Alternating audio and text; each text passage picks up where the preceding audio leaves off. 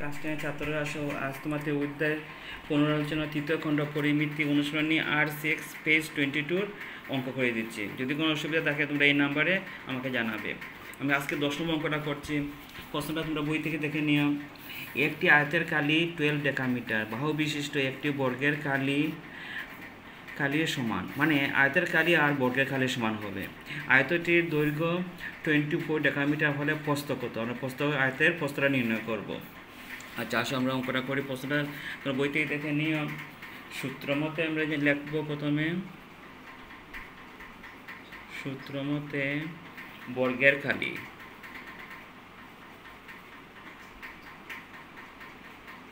কি হলো? বাহু স্কয়ার। এখানে বাহু প্রথমে দেওয়া আছে কি দেখো, বাহু কত?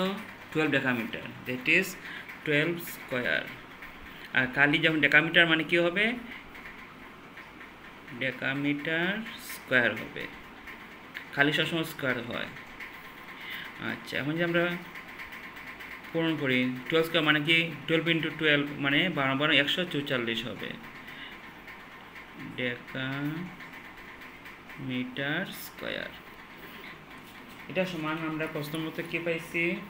অতএব প্রশ্ন মতে আয়তের, প্রশ্ন কি বলেছে? আয়তের কালি সমান বর্গের কালি।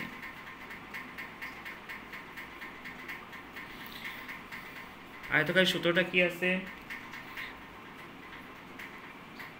দৈর্ঘ্য পূরণ প্রস্থ, এটা কিন্তু সূত্র। আয়তকারীর সূত্র হলো দৈর্ঘ্য পূরণ প্রস্থ। এর আগে ক্লাসগুলোতে আমি এটা বলেছি কিন্তু। আর বর্গের কালি আমরা এখানে কি পেয়েছি? যেটা পেয়েছি ওটা বসে দাও, 144।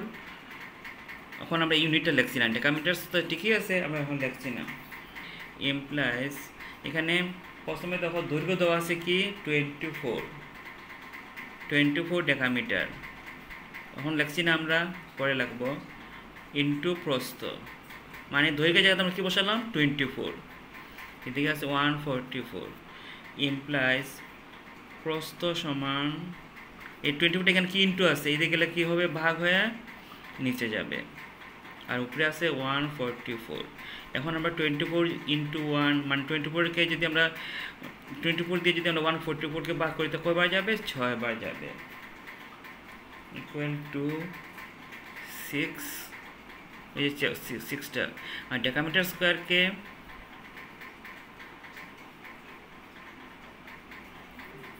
দৈর্ঘ্যের সাথে যে ডেকামিটার আছে এটা দিয়ে আমরা ভাগ করে নেব।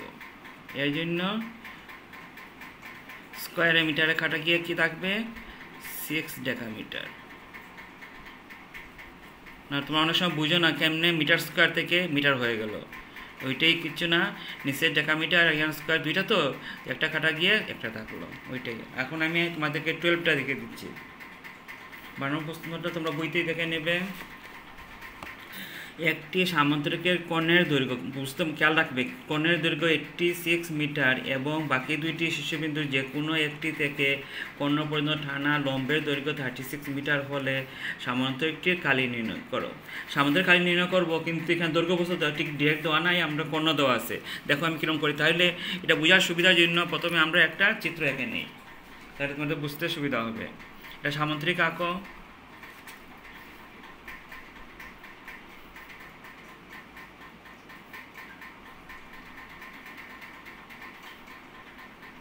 এই হলো আমাদের সামান্তরিক, নাম দেওয়ার দরকার নেই। এটা হলো একটা কর্ণ, ঠিক আছে। আর এটা একটা লম্ব আঁকবো, আমরা এদিক থেকে আঁকতে পারি বা এদিক থেকে আঁকতে পারি, দুই দিক থেকে তোমরা আঁকতে পারো। কর্ণটা এঁকে গেলে এদিক থেকে আঁকলেও হবে আর এদিক থেকে আঁকলেও হবে। তাহলে এটা কি হলো? কর্ণ। এটা লম্ব, আমরা যে কোনো একটা লম্ব আঁকলে চলে। এটা হলো লম্ব, বোঝার সুবিধার জন্য আমি দিয়ে দিলাম। এতে আমরা কী পেলাম? একটা সামান্তরিকের 4টা ভাগ হয়ে গেল, 1 2 3 4, মানে 4টা অংশ। 4টা কী হলো? 4টা ত্রিভুজ, ঠিক আছে। কাজেই এখানে আমরা সমান 4টি ত্রিভুজ পাইব,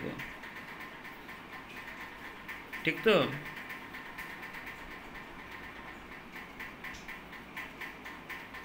কীভাবে 4টা পাইলাম আমরা দেখিয়ে দিলাম, 1 2 3 4। এখন আমরা এই 4টির মধ্যে একটির খালি বার করব। অতএব সূত্র মতে একটি ত্রিভুজের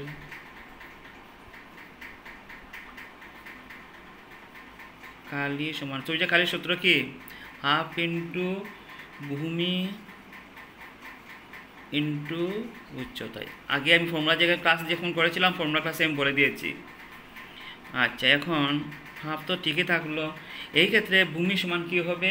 কর্ণের অর্ধেক। কী হবে? ভূমিটা হবে কর্ণের অর্ধেক। ওই যে কর্ণের অর্ধেকটা, এটা ভূমি হলো আর কি, এই অংশটুকু হলো ভূমি, কর্ণের অর্ধেক। আর এখানে উচ্চতাটা হয়ে যাবে লম্ব, এই যে লম্বটা, উচ্চতাটা হবে লম্ব, ইকুয়াল টু হাফ ইন্টু কর্ণের অর্ধেক মানে কি? কর্ণ কত দেওয়া ছিল? 86। প্রশ্ন আমরা কী পেয়েছি? 86। এর অর্ধেক মানে বাই 2। আর লম্বটা আমরা কী পেয়েছি? 36। প্রশ্নমে দেবে, এগুলো সব প্রশ্ন থেকে লম্বর মান প্রশ্নমে দেওয়া আছে 36। এখন যদি আমরা কাটি, এটা দিয়ে যদি আমরা কাটি কী পাবো? 4 দুগুণে 8, 3 দুগুণে 6, মানে কী পাইলাম? 43। এটা যদি আমরা কাটি 8 8 দুগুণে 36, কী পাবো? 18। এখন 43কে তোমরা 18 দিয়ে পূরণ করবে।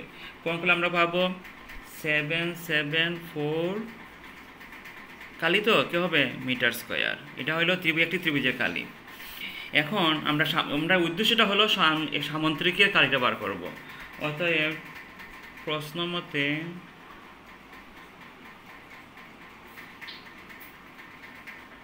কী বলে যে সামন্তরিক কালি বার করবো, এর লাগে প্রশ্ন মতে লিখলাম সামন্তরিকের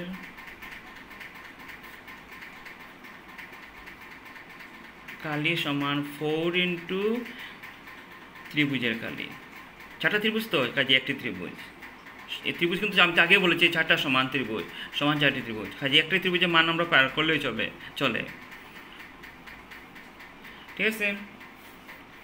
ত্রিভুজের কালি 4 ইন্টু ওই যে আমরা ত্রিভুজের কালিটা বার করেছি ওইটাই, ইকুয়াল টু 4। একটা ত্রিভুজের কালি কত পেয়েছো? 774 মিটার স্কোয়ার, 774 মিটার স্কোয়ার। এখন 4 দিয়ে পূরণ করো, 4 4 16 6, হাতে আছে 1, 4 7 28, আর 1 এলো 29 9, হাতে আছে 2, 4 7 28, আর 2 কি হলো 30।